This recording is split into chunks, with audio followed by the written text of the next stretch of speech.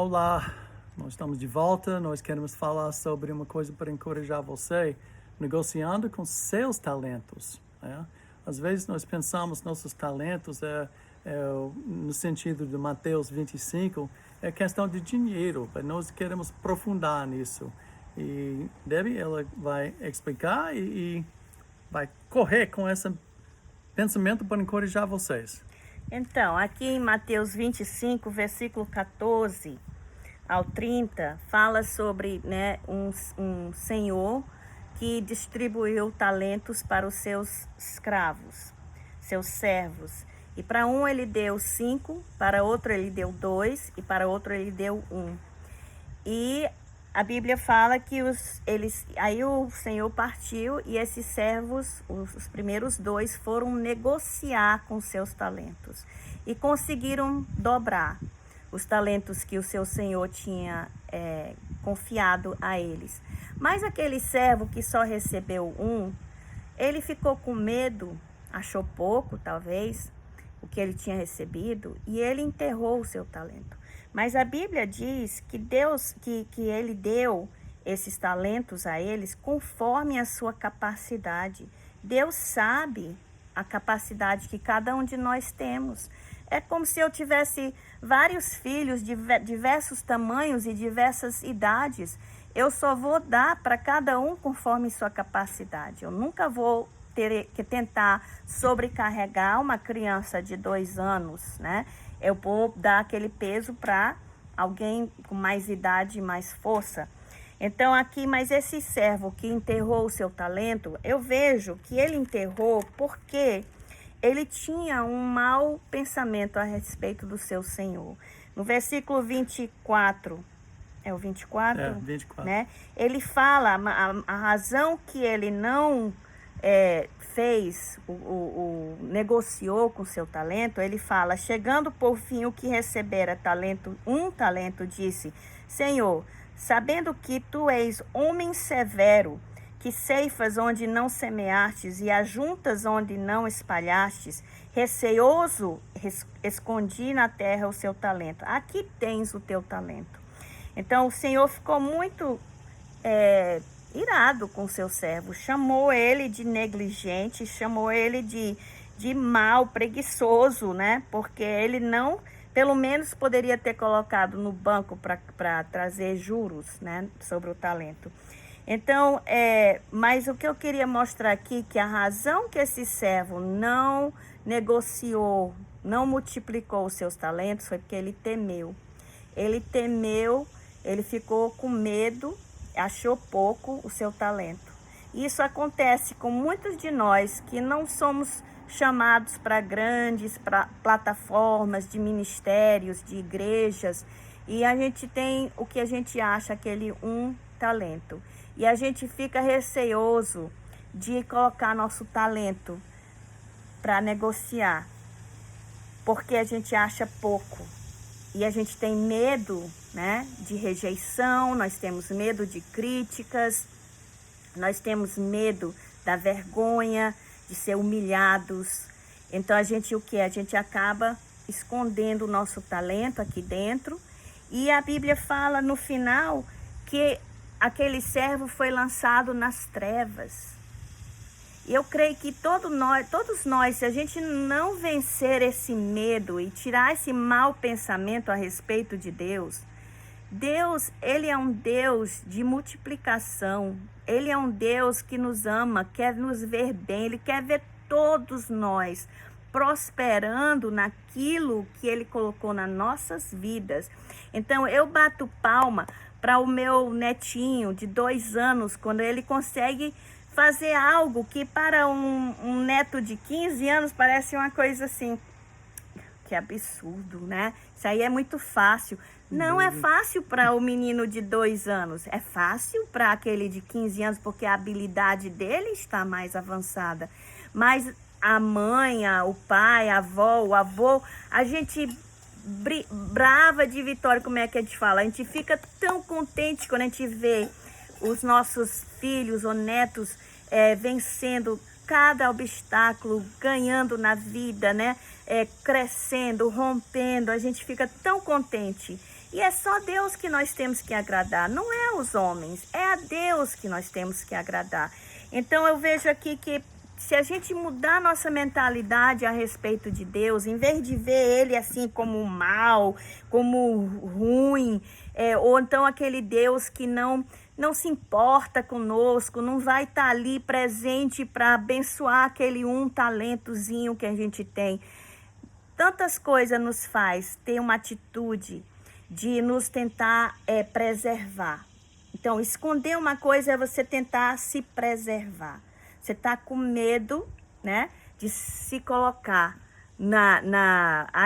no mundo de negociar o que Deus tem te dado. Então, a gente precisa fazer isso e vamos para Pedro. Mas nós não estamos falando somente de negociar como negociantes de empresas, coisas assim, mas para negociar o quê? O dom que Deus deu para você. A Bíblia diz que Deus deu dons para todos os homens. Não somente está sendo significado que só para aqueles que creem, nascido de novo. Não, dons para todos. Nós sabemos que tem muitas pessoas que nem creem em Deus, que têm muitos dons, muitos talentos. Né? Então, preciso tirar essa mentalidade, essa somente está falando com dinheiro. Está falando com isso também, mas nós queremos encorajar você nos seus chamados, especificamente o que Deus deu para você, o chamado e os dons desde concepção, né, na sua vida. Sim. Então, em 1 Pedro 4, versículo 7 a 11, fala assim: ora, o fim de todas as coisas está próximo.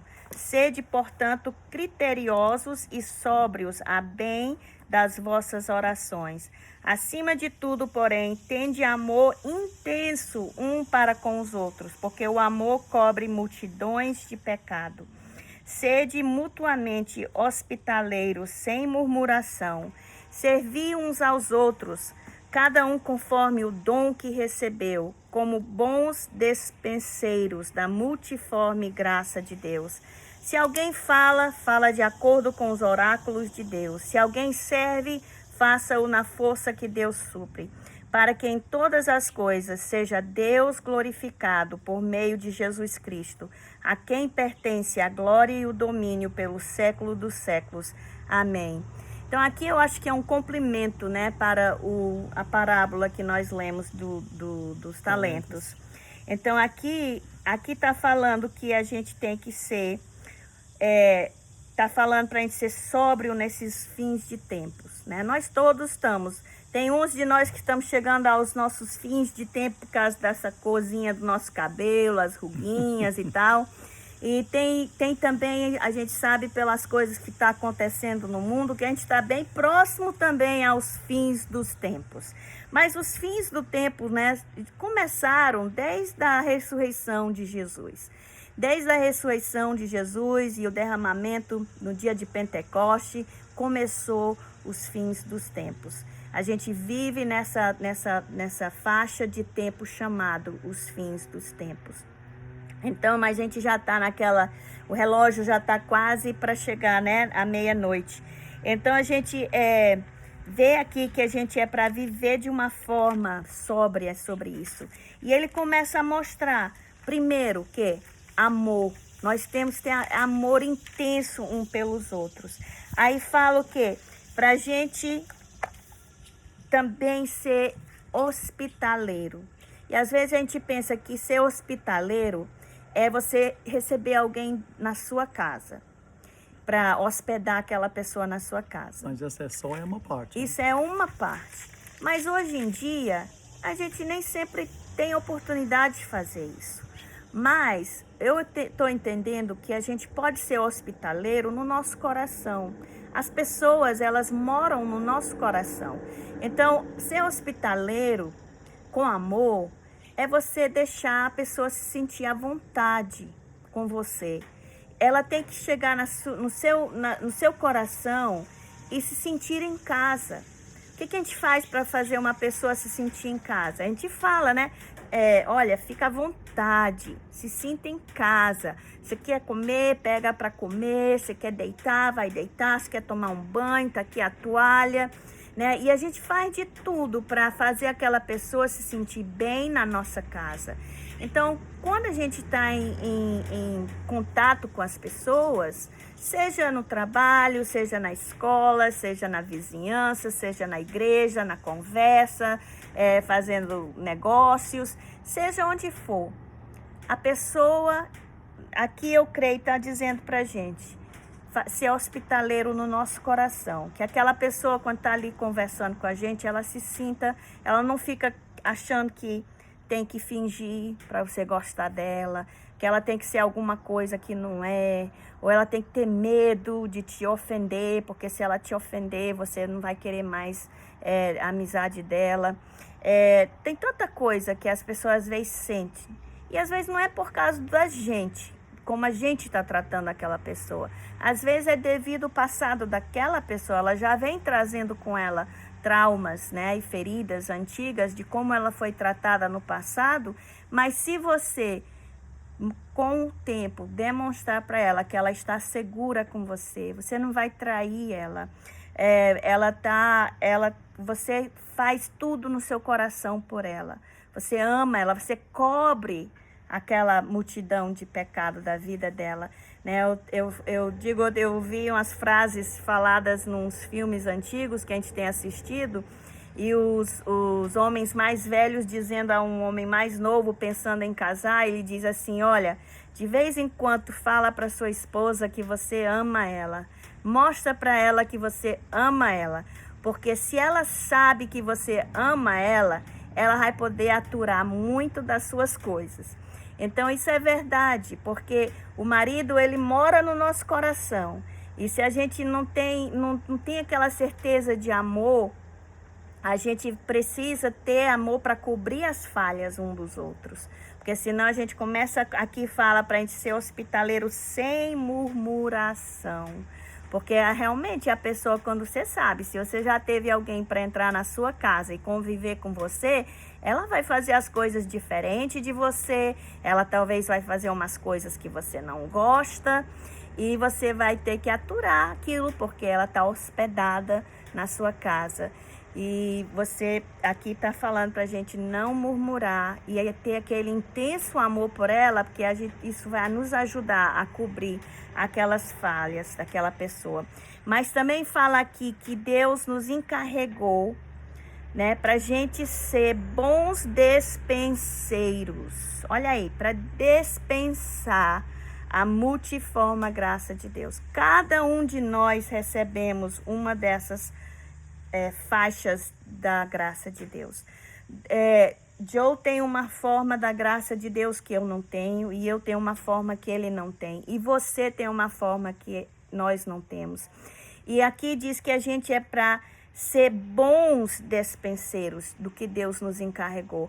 E eu estava pensando assim naquele leque, né? Aquele leque de se abanar, como ele fechado, né? Aí você abre ele tem aquelas tirinhas assim que se abre.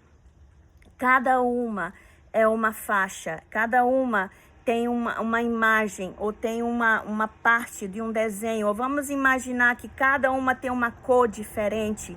Então, se eu esconder o meu dom, eu estou tirando a minha porção dali, aí ficar aquele vácuo.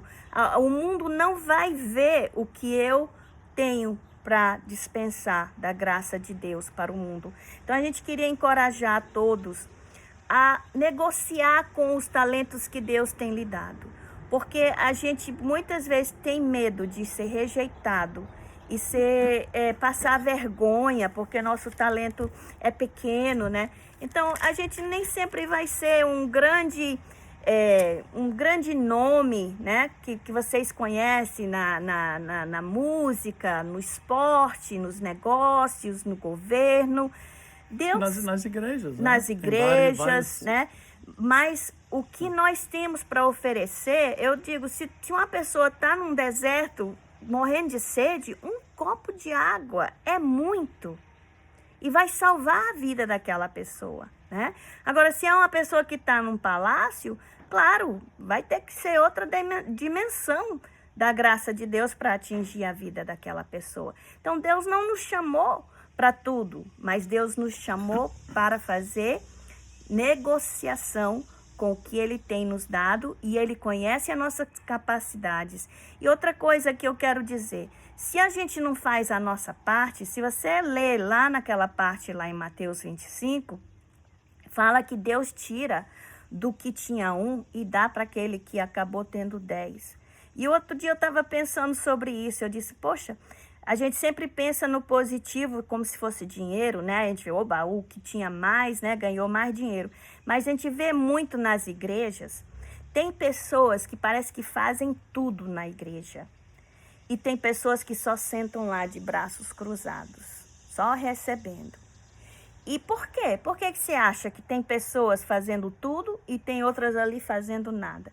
Porque aquela que está fazendo tudo, o pastor viu que aquela pessoa tinha habilidades e negociou bem os seus dons, seus talentos, e multiplicou. Então ele diz, poxa, eu posso botar mais peso sobre essa pessoa.